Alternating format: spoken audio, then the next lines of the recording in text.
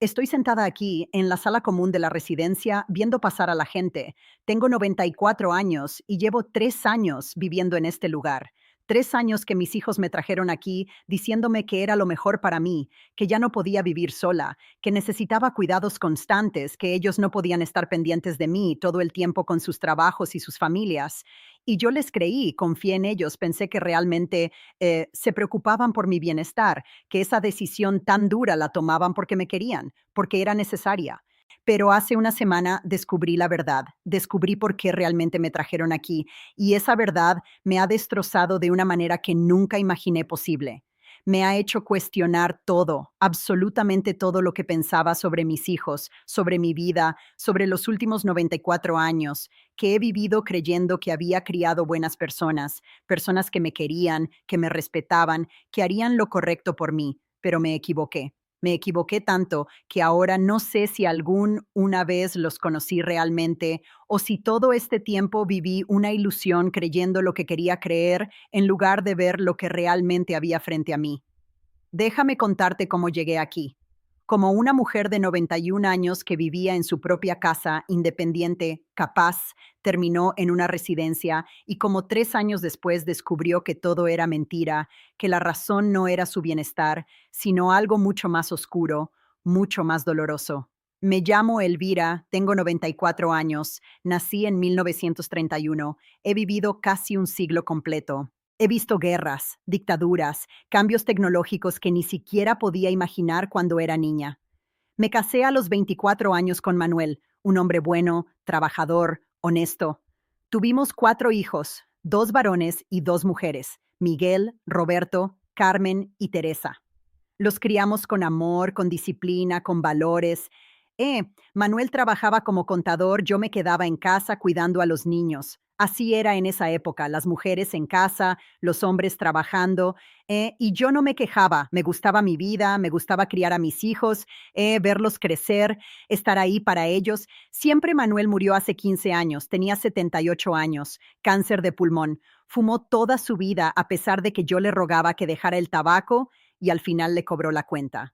Cuando murió me quedé sola en la casa donde habíamos vivido durante 40 años, una casa grande de 2 pisos con jardín, la casa donde criamos a nuestros hijos, donde pasamos navidades, cumpleaños, donde vivimos toda una vida. Mis hijos querían que vendiera la casa, que me fuera a vivir con uno de ellos o que comprara algo más pequeño, un apartamento, pero yo no quería.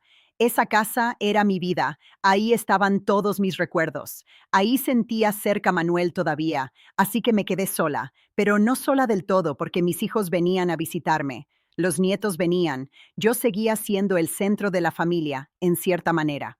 Los primeros años después de la muerte de Manuel fueron difíciles, pero manejables. Yo todavía podía hacer todo: cocinar, limpiar, salir a hacer compras, manejar mis asuntos. Era independiente, pero conforme fui envejeciendo las cosas se fueron poniendo más difíciles.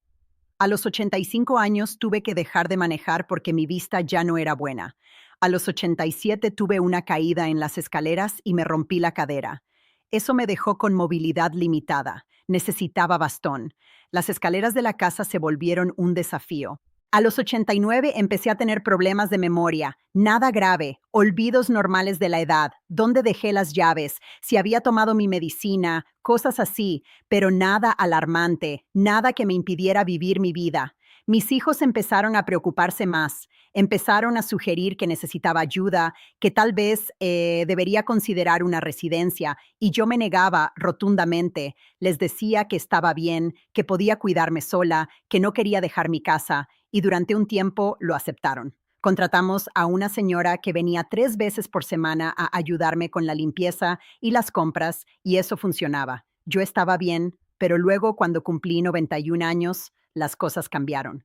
Mis hijos empezaron a presionar más, a decir que la casa era muy grande para mí, que las escaleras eran peligrosas, que vivir sola era un riesgo, que qué pasaba si me caía y no había nadie para ayudarme, que qué pasaba si me olvidaba de cerrar la llave del gas, que qué pasaba si me pasaba algo y nadie se daba cuenta durante días. Argumentos razonables, argumentos que venían del amor y la preocupación, o eso pensaba yo. Empezaron a llevarme a visitar residencias, lugares bonitos, limpios, con jardines, con actividades, con enfermeras disponibles las 24 horas. Y me decía, mira mamá, qué bonito, aquí estarías bien cuidada, tendrías compañía, no estarías sola. Y yo seguía diciendo que no quería ir a ninguna residencia, que quería quedarme en mi casa, en mi Ida. Pero ellos insistían, insistían tanto que empecé a sentir que era una carga, que estaba siendo egoísta al querer quedarme en mi casa. Cuando eso les causaba tanta preocupación a ellos, empezaron a turnarse para quedarse conmigo los fines de semana. Dijeron que era para hacerme compañía, para asegurarse de que estaba bien, pero yo sentía que era vigilancia, que estaban buscando razones para demostrar que no podía vivir sola y las encontraban. Si me olvidaba de algo, decían, ves mamá, tu memoria ya no está bien. Si me costaba subir las escaleras, decían, ves mamá, esta casa es peligrosa para ti. Si dejaba algo en la estufa un poco más de tiempo, decían, ves mamá, podrías causar un incendio. Cada pequeño error, cada pequeña dificultad normal de la edad, la usaban como evidencia de que necesitaba estar en una residencia. Me sentía acorralada, presionada, culpable por causarles tanta preocupación hasta que finalmente cedí. Finalmente dije que sí, que iría a la residencia, no porque quisiera, sino porque estaba cansada de pelear, cansada de sentirme como una carga, cansada de verlos preocupados. Pensé que si realmente me amaban y estaban tan preocupados, tal vez tenían razón. Tal vez yo no estaba viendo las cosas con claridad, tal vez realmente necesitaba más cuidados de los que podía darme sola. Así que hace 3 años, cuando tenía 91 años, me mudé a esta residencia. Vendieron mi casa, dijeron que el dinero se usaría para pagar la residencia, que era cara, pero que valía la pena porque era de las mejores. Yo lloré cuando dejé mi casa, lloré cuando vi cómo sacaban mis muebles, mis cosas, todo lo que había sido en mi vida durante décadas. Pero mis hijos me decían, es por tu bien, mamá, vas a estar mejor, ya verás.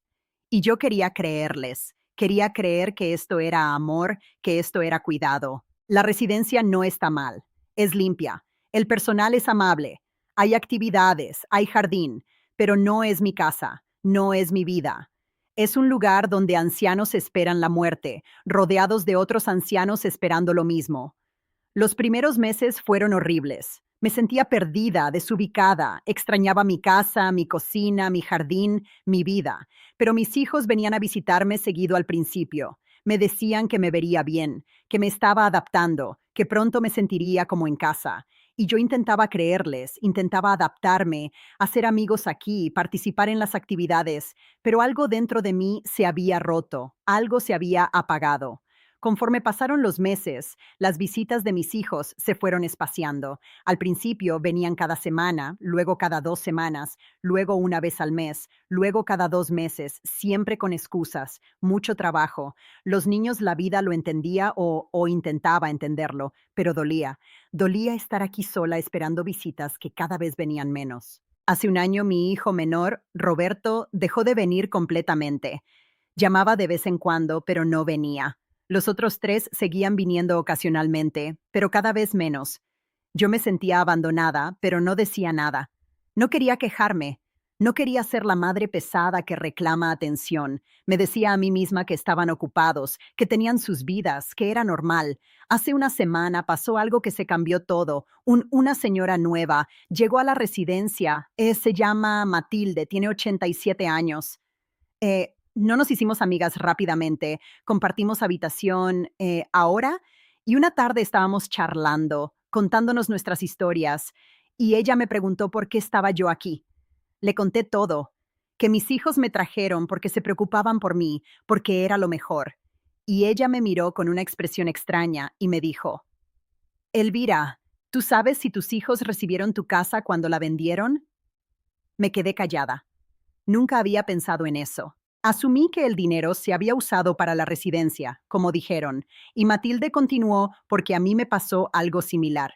Mis hijos me convencieron de venir aquí. Vendieron mi casa y luego descubrí que se habían repartido el dinero entre ellos. La residencia la paga mi pensión y unos ahorros que tenía, pero el dinero de la casa se lo quedaron ellos. Me quedé helada. No podía ser. Mis hijos no harían eso, pero Matilde plantó una semilla de duda en mi cabeza.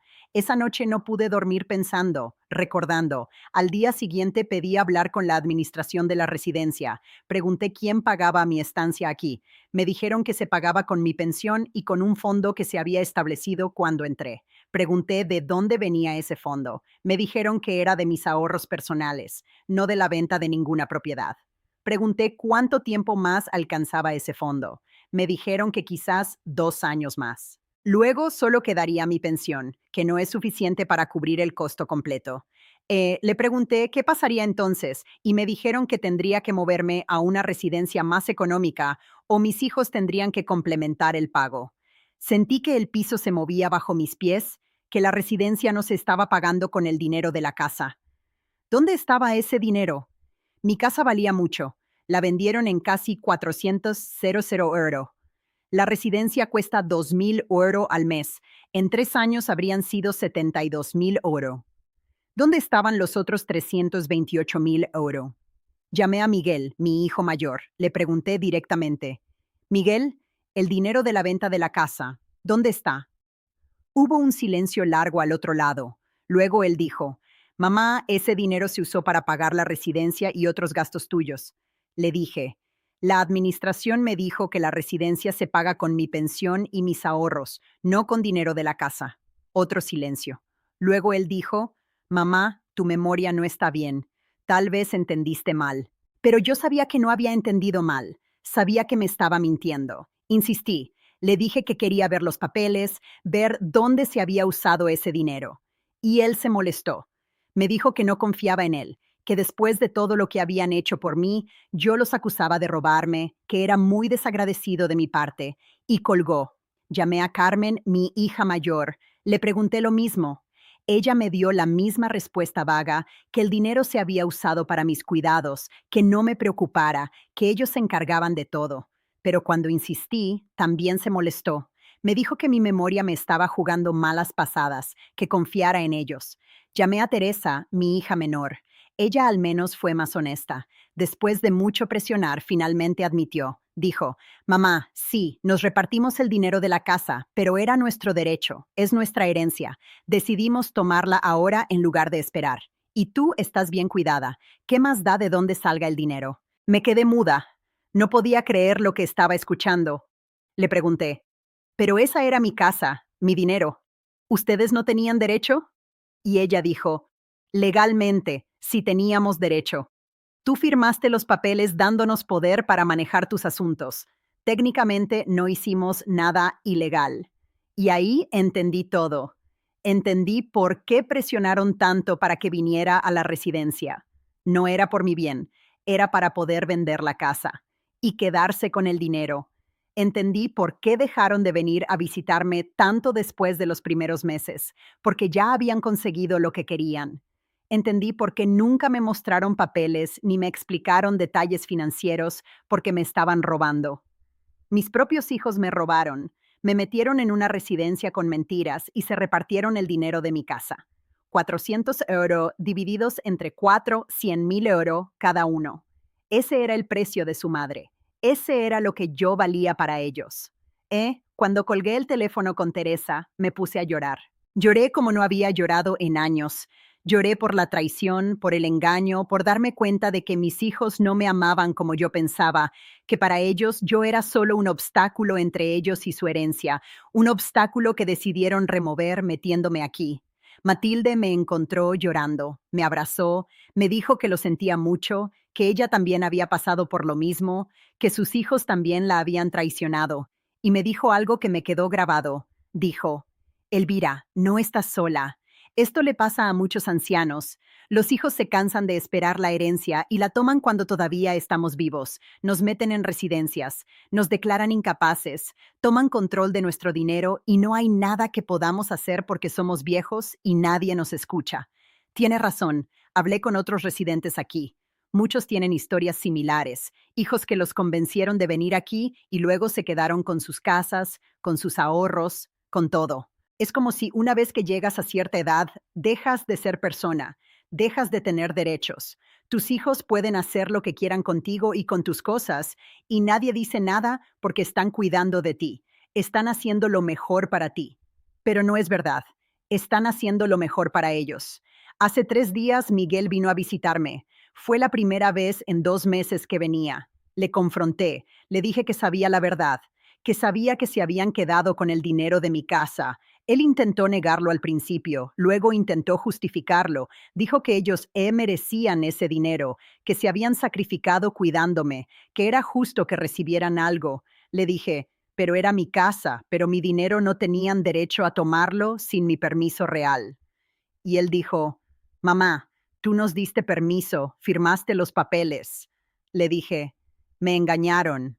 Me dijeron que era para pagar la residencia y él se encogió de hombros. Dijo, bueno, ya está hecho, no podemos devolver el tiempo. Le pregunté en qué se habían gastado el dinero. Me dijo que Miguel se compró un coche nuevo.